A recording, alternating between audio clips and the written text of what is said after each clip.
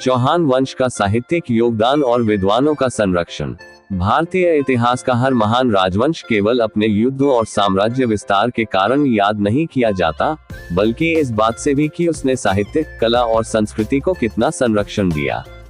चौहान वंश भी इसी परंपरा का प्रतिनिधि है। यदि उनकी वीरता और शौर्य की गाथाएं आज तक जीवित हैं, तो उसका बड़ा कारण यह है कि उन्होंने अपने दरबार में विद्वानों, कवियों और लेखकों को भरपूर आश्रय दिया। अजमेर, जो चौहान वंश की राजधानी रही, उस समय केवल एक राजनीतिक केंद्र ही नहीं, बल्कि साहित्य और ज्ञान की नगरी भी थी। यहाँ संस्कृत, प्राकृत, अपभ्रंश और आरंभिक हिंदी, जिसे लोकभाषा कहा जा सकता है, सबका संगम हुआ।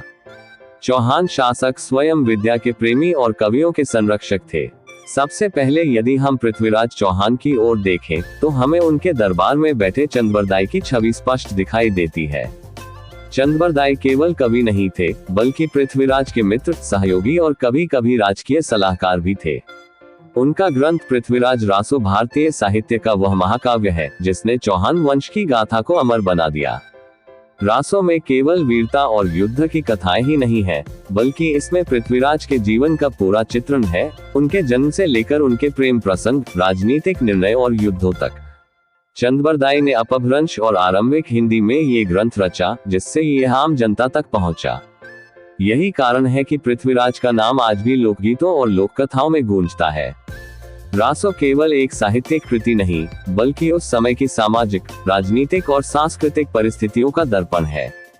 इसमें चौहान वंश की वीरता, उनकी धार्मिक आस्था, स्त्रियों का स्थान, लोकभाषा का विकास और यहाँ तक कि कूटनीति की झलक भी मिलती है। इस कृति ने चौहान वंश को अमरत्व प्रदान किया। लेकिन चौहान दरबार में केवल चंद्रबरदाई ही नहीं थे, वहाँ अनेक संस्कृत विद्वान और आचार्य भी उपस्थित रहते थे।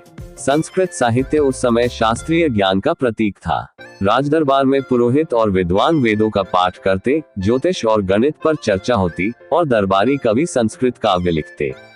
कई चौहान शासक स्वयं संस्कृत के ज्ञाता थे। अजयराज और अर्णोराज ने अपने शिलालेखों में संस्कृत का प्रयोग किया, जो आज भी उनके विद्वत्तापूर्ण वातावरण की गवाही देते हैं। जैन आचार्यों ने भी चौहान साम्राज्य में साहित्यिक योगदान दिया। अजमेर और रणथंभौर में जैन विद्वानों ने प्राकृत और अपभ्रंश में अनेक ग्रंथ लिखे। इनमें धर्म ग्रंथों के साथ साथ दर्शन, गणित और इतिहास से संबंधित रचनाएं भी शामिल थीं। चौहान शासकों ने उन्हें आश्रय दिया और उनके लिए पुस्तकालय और मठों का निर्माण कराया। साहित्य का यह उत्कर्ष केवल दरबार तक सीमित नहीं था। चौहान वंश के संरक्षण में लोक साहित्य भी फला फूला। वीर गाथाएं, लोकगीत और भजन गांव गांव गाए जाते थे।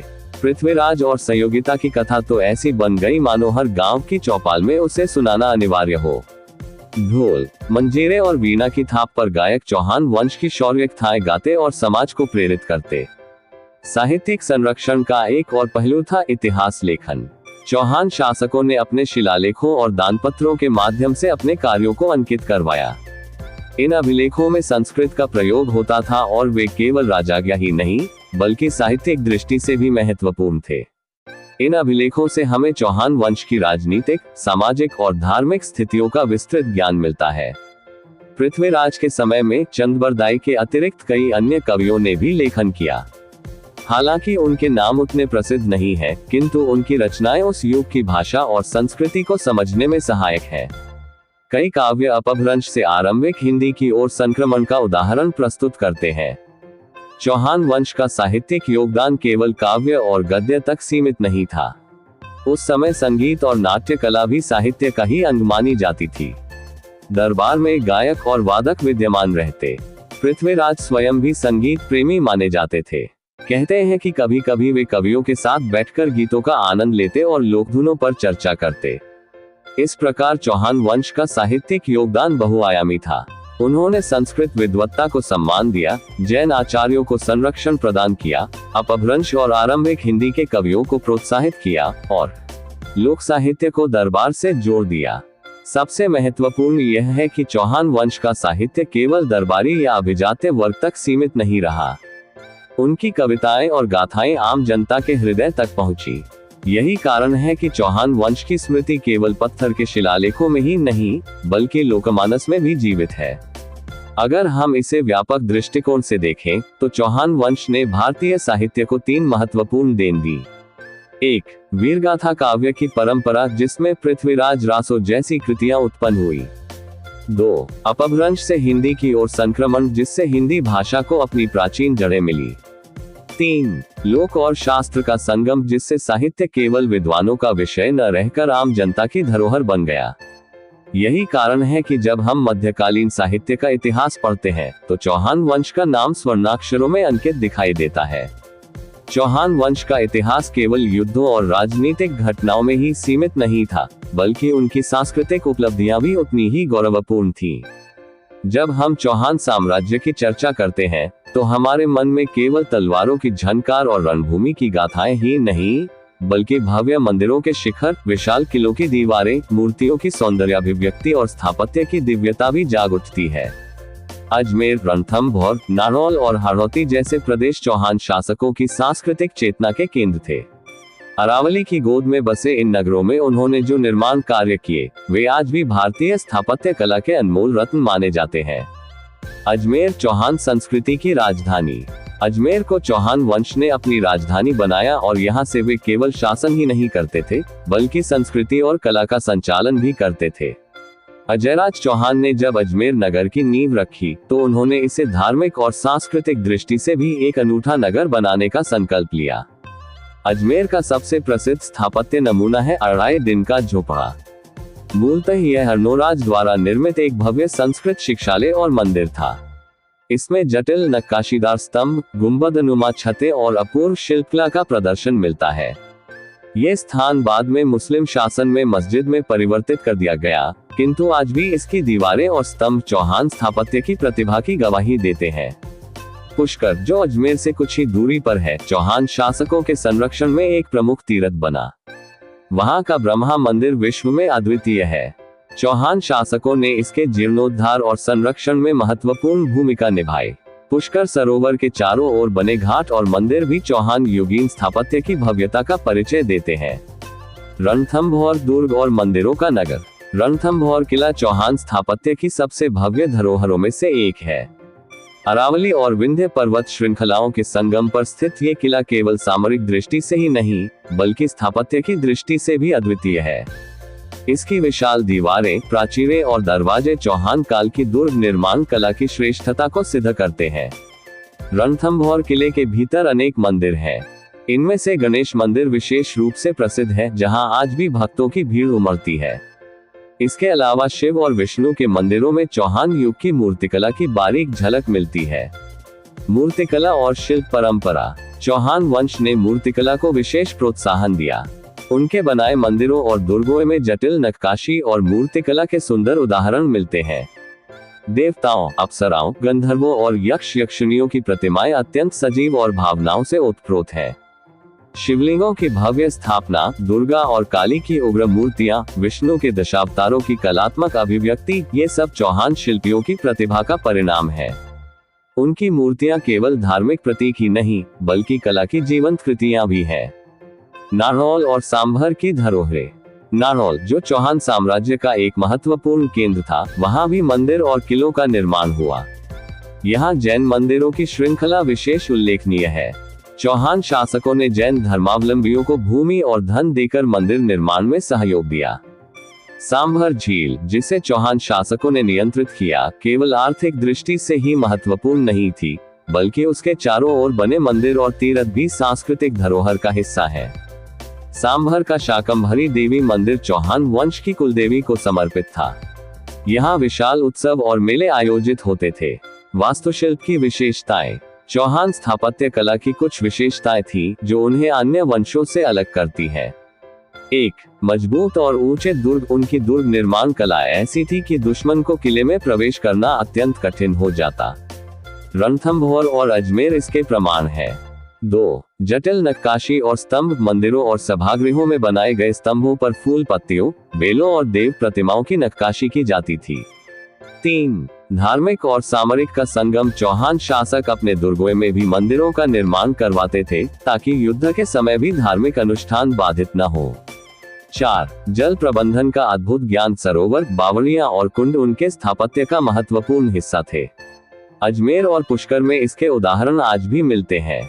सांस्कृतिक धरोहर और त्योहार। चौहान वंश के संरक्षण में केवल मंदिर ही नहीं बने, बल्कि त्योहार और सांस्कृतिक आयोजन भी खूब होते थे।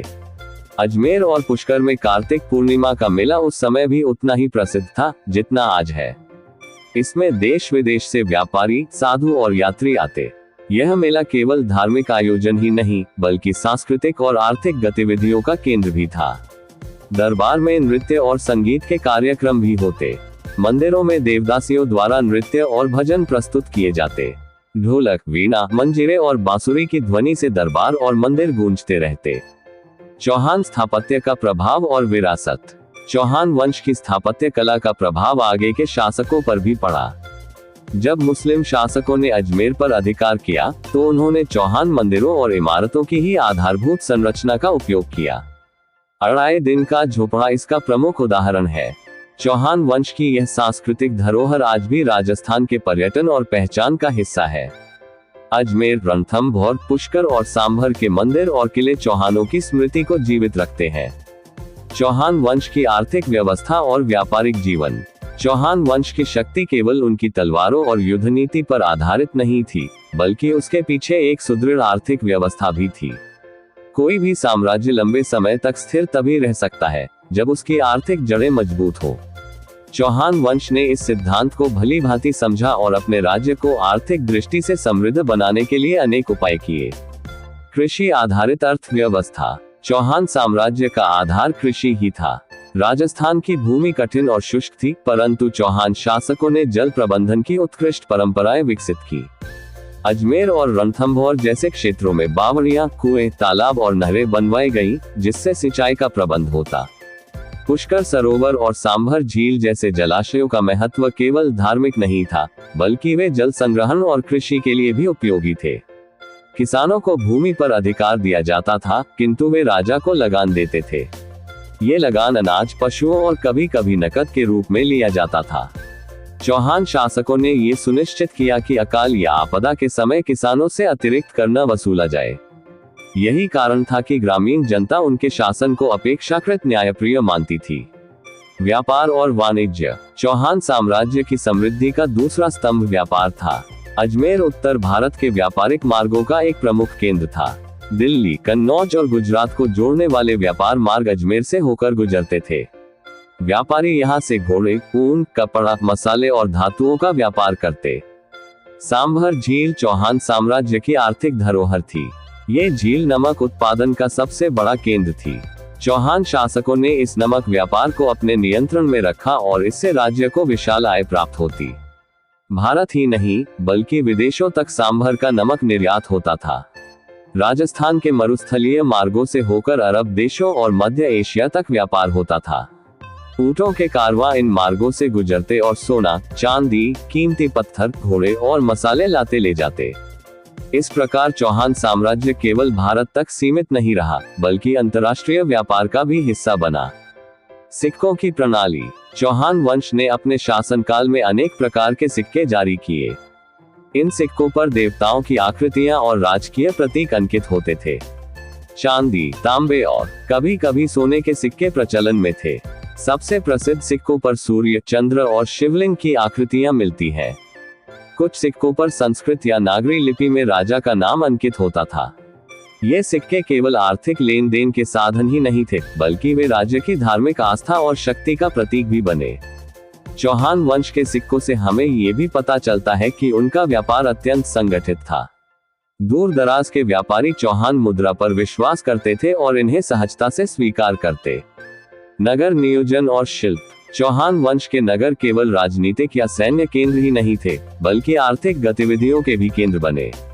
अजमेर, रणथंभौर, नारनौल और सांभर जैसे नगर सुव्यवस्थित रूप से बसाए गए। नगरों में किले और राजमहल तो होते ही थे, साथ ही बाजार और मंडियां भी बनाई जाती।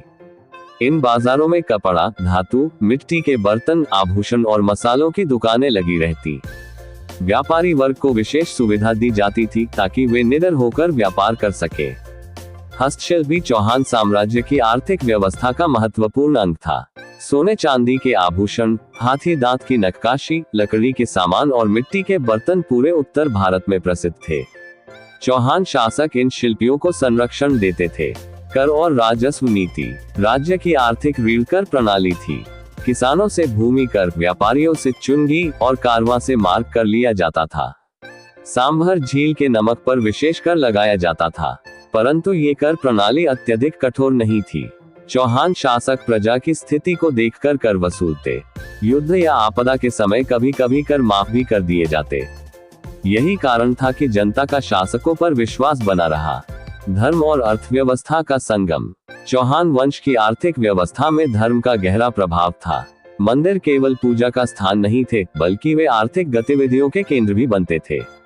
मंदिरों को मिलने वाली दानराशि से अन्य क्षेत्र चलाए जाते, यात्रियों को भोजन और आश्रय दिया जाता और कभी कभी व्यापारिक कार्यों में भी निवेश किया जाता। जैन धर्मावलंबी व्यापारी वर्ग चौहान साम्राज्य में अत्यंत सक्रिय था। उन्होंने व्यापार को समृद्ध किया और राज्य को धन प्रदान किया। चौहान शासकों ने बदले में उन्हें धार्मिक और सामाजिक स्वतंत्रता दी। विदेशी यात्रियों की दृष्टि से चौहान अर्थव्यवस्था, कई विदेशी यात्री जैसे अल बरूनी और बाद में मिन्हाज उस सिराज ने भारत के आर्थिक जीवन का वर्णन किया। हालांकि उनका प्रत्यक्ष उल्लेख चौहान वंश पर केंद्रित नहीं है, किंतु उनके विवरण से यह स्पष्ट होता है कि चौहान जैसे राज्यों की अर्थव्यवस्था मजबूत और व्यवस्थित थी। व्यापार मार्ग सुरक्षित थे और शिल्पकला विकसित अवस्था में थी। चौहान अर्थव्यवस्था की विशेषताएं: 1. कृषि और जल प्रबंधन पर आधारित स्थिरता। 2. नमक और घोड़ों का व्यापार प्रमुख आय का स्रोत। 3. संगठित सिक्का प्रणाली, जिस पर व्यापारी विश्वास करते थे। 4. नगर नियोजन और बाजार व्यवस्था का विकास।